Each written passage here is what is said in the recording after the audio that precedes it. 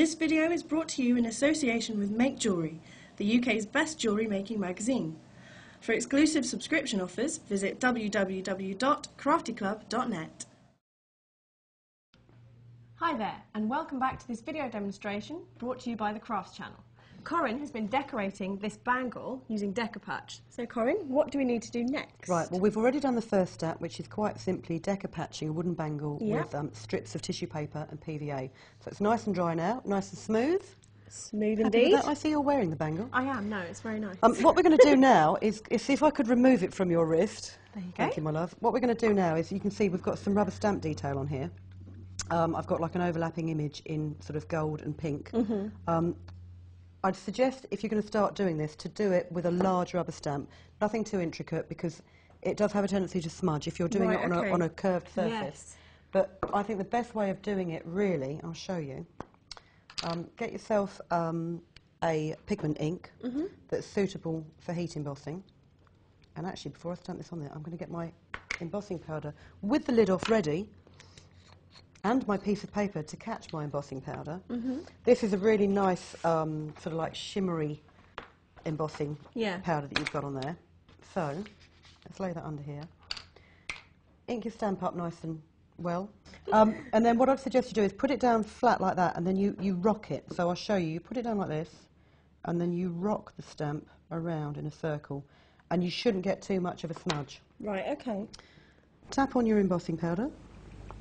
Now, is this quite easy to do if somebody's never done embossing before? I mean, you know the way that you'd apply glitter. If you were doing a Christmas card and you put some glue on, you could just put the glitter on. Just tap it on, and then give it a blow to get it off, and just get the excess off.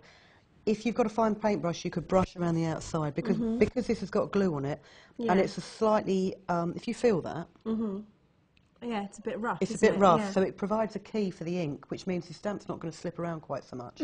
But it also does mean that you get bits of embossing powder stuck on it, but it doesn't matter. They'll melt down, they'll give it a bit of a sheen.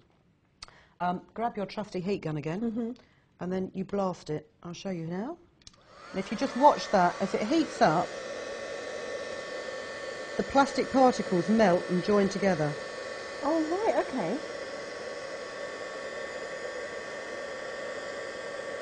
There you go, it's just gone. Yep. Mind where you hold the bangle, because that heat gun gets really hot. I mean, you could probably strip paint with it.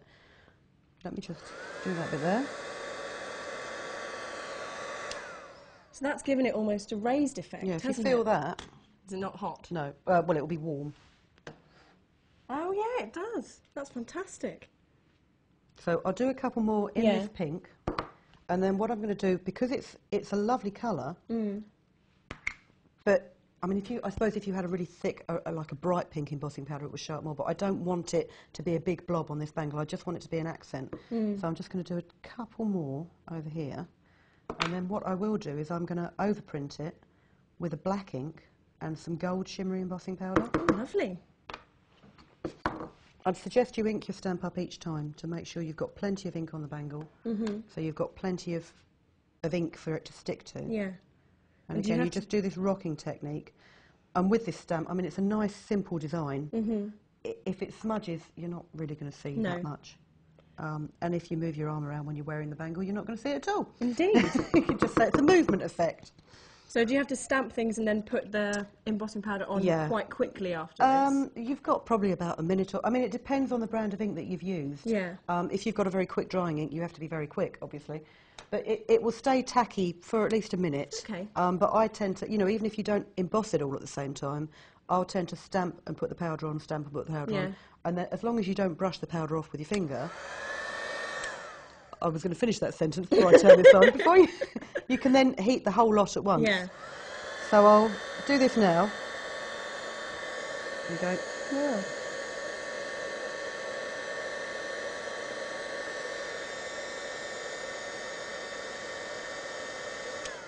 So that's your pink done. Lovely.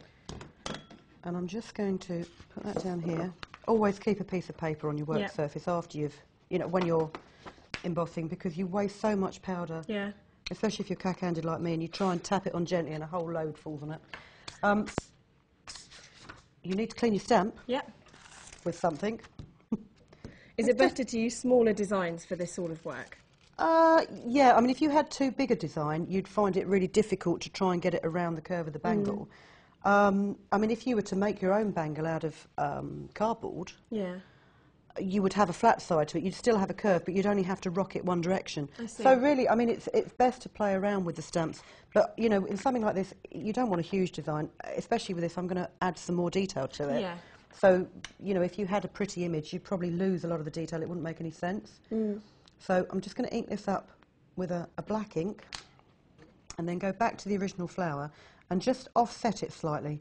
So pop it on there and rock it around. Sprinkle on some gold embossing powder and knock it off. Ink your stamp up again. And we'll rock it around this way now. Yeah.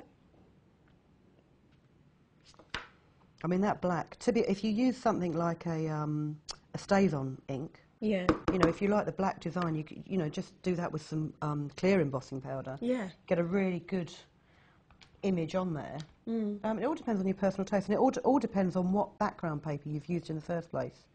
I mean, oh, that's smudged slightly. See what I mean? It will slip. Yeah. So you need a steady hand, and you probably need to do it slightly slower. Okay.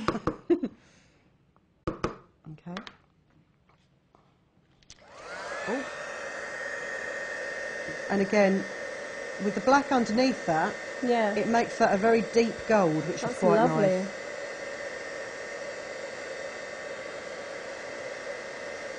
But you just need to mind your fingers.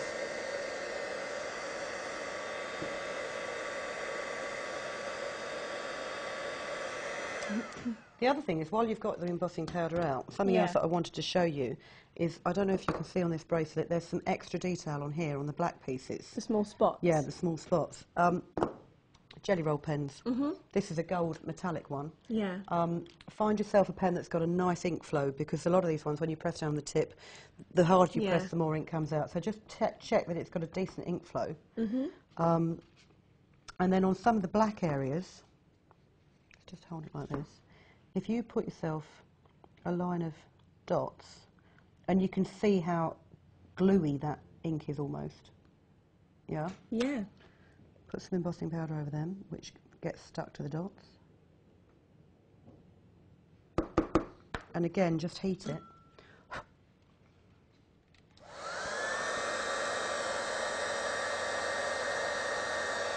That doesn't need much heat at all because there's not much powder.